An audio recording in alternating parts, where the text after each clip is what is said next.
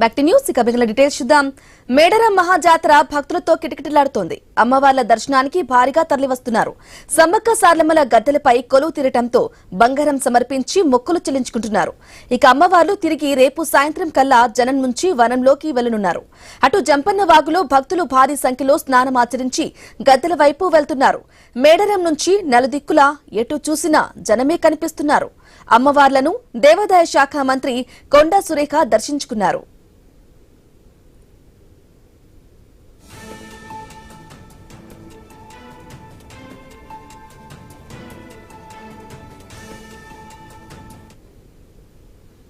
మేడారం మహాజాతర భక్తులతో కిటకిటలాడుతుంది. ఇక మరింత సమాచారం మా ప్రతినిధి ప్రశాంత్ లైవ్ ద్వారా అందిస్తారు. Prashant, over to you.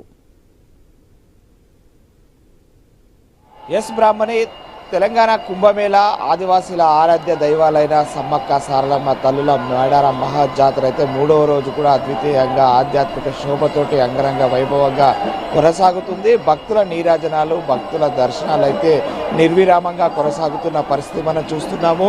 ఇసుకరేస్తే రాలనంత మంది భక్తులు నిత్యం ప్రతి నిమిషం కూడా వేలాది మంది భక్తులు అమ్మవార్ల గద్దెలకు ఇరువైపులా కూడా ఎప్పటికప్పుడు దర్శనాలు చేసుకొని ముందుకు సాగుతున్న పరిస్థితి మనం చూస్తున్నాము. మేడారం మహాజాతర 4 రోజుల పాటు అంగరంగ వైభవంగా జరుగుతుంది. అందులో కీలక ఘట్టమైనటువంటి సమ్మక్క తల్లి రాకతోటి ఈరోజు సారలమ్మ, సమ్మక్క తల్లి, పగిడిద్దరాజు, గోవిందరాజు నలుగురు కూడా నిండు గద్దెలపై కొలువు తీరడంతో అందులో బాగా శుక్రవారం కావడంతో అమ్మవార్లను అయితే దర్శించుకొని ముందుకు సాగుతున్న పరిస్థితి అయితే మనకు కనిపిస్తుంది.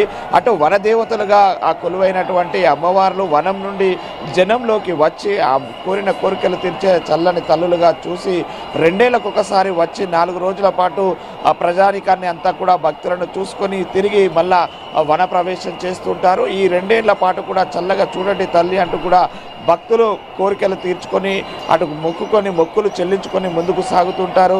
సుమారుగా ఇటు 2 కోట్ల మంది హాజరయ్యేటువంటి ఈ యొక్క ఆదివాసీ ఆరాధ్యపు దైవాలైనటువంటి అతిపెద్ద ఆదివాసీ గిరిజన జాతర ప్రపంచంలోనే ఈ యొక్క ఆదివాసీ సంస్కృతిలో ఇంత పెద్ద జాతర ఎక్కడ జరగడం లేదంటూ కూడా ఇప్పటికే విదేశీయులు అనేక మంది కూడా ఇక్కడికి వచ్చి చూసి చెప్తున్న పరిస్థితే మనం చూస్తున్నాము. ఇక్కడ ఎలాంటి గుడి గోపురం ఉండదు, కానీ కేవలం అమ్మవార్ల మహిమ, అమ్మవార్ల దైవత్వాన్ని ఆ నమ్మకంతో మొలిచే మొక్కులు చెల్లించుకునే అశేష భక్తజన నీరాజనాలు మాత్రము ఇక్కడ తల్లులు అందుకుంటారు. అటు సమ్మక్క తల్లి, ఇటు సారలమ్మ తల్లి ఇద్దరు తల్లులు కూడా గద్దెల మీదకి రావడం, నిండు గద్దెలుగా పునీతులు అవుతున్న పరిస్థితి మనం చూస్తున్నాం. అటు జంపన్న వాగులో పుణ్యస్నానాలు ఆచరించి శివసత్తుల పూనకాలతోటి సమ్మక్క సారలమ్మ నామస్మరణతోటైతే ఇటు అమ్మవార్ల గద్దెలకు చేరుకుని ఇక్కడ అశేష భక్తుల యొక్క నీరాజనాలు తల్లులు అందుకుంటున్నారు. ఇక్కడ రాష్ట్ర ప్రభుత్వం కూడా ప్రత్యేక ఏర్పాట్లు చేసింది. సుమారు 13,000 మంది పోలీసులు భారీ బందోబస్తు ఏర్పాటు చేశారు. ఇటు క్యూ లైన్ల వద్ద, అటు ట్రాఫిక్ వద్ద, ఇటు చిలకలగట్టు, అటు కన్నెపల్లి వద్ద, అదేవిధంగా జంపన్న బాగుతో పాటు సుదూర ప్రాంతాల నుంచి వచ్చే ప్రజలకు ట్రాఫిక్ మళ్లింపుతో పాటు ఇక్కడ అశేష భక్తజనం దర్శనాలకు వచ్చే సమయంలో కావచ్చు, ఇటు గద్దెల ప్రధాన ద్వారం వద్ద కావచ్చు, గద్దెల సుదూర ప్రాంతాల్లో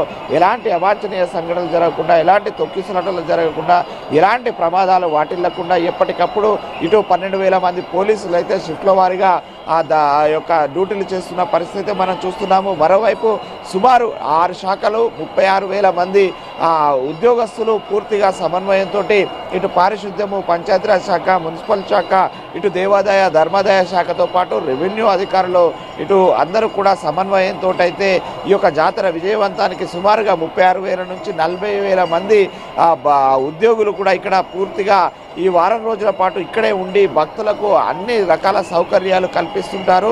ఇది మొత్తం కూడా అటవీ ప్రాంతము, ఏటూరు నగరం అభయారణ్యం కావడంతో ఇక్కడ భక్తులకు మంచినీటి సౌకర్యంతో పాటు అటు టాయిలెట్స్ను నిర్మాణాలు చేశారు. అటు జంపన్న బాగు వద్ద స్నానఘట్టాలతో పాటు కళ్యాణ కట్టలు, టాయిలెట్స్, డ్రెస్సింగ్ రూమ్స్ కూడా ఏర్పాటు చేశారు. ఇటు ఆద్యంతము రోడ్ల మీద భక్తులు నడిచే సమయంలో దుమ్ము ధూళి లేసినా కూడా ఎలాంటి ఆపత్కర పరిస్థితులు సంభవించినా కూడా భక్తులకు ఎప్పటికప్పుడు అటు సేవలు అందించేందుకు వైద్య సేవలు అందించడానికి అటు వైద్య శాఖ, ఆరోగ్య శాఖ కూడా ప్రత్యేక హాస్పిటల్ నిర్మాణం చేసింది. ఇక్కడ హాస్పిటల్తో పాటు అటు ఆయుర్వేద మెడికల్ క్యాంపును కూడా ఏర్పాటు చేయడంతో అయితే భక్తులకు అవకాశాన్ని బట్టి అవసరాన్ని బట్టి తమ యొక్క ఆరోగ్య పరిస్థితులను బట్టి ఎప్పటికప్పుడు అయితే అక్కడ చికిత్స తీసుకుంటున్న పరిస్థితి అయితే ఉంది.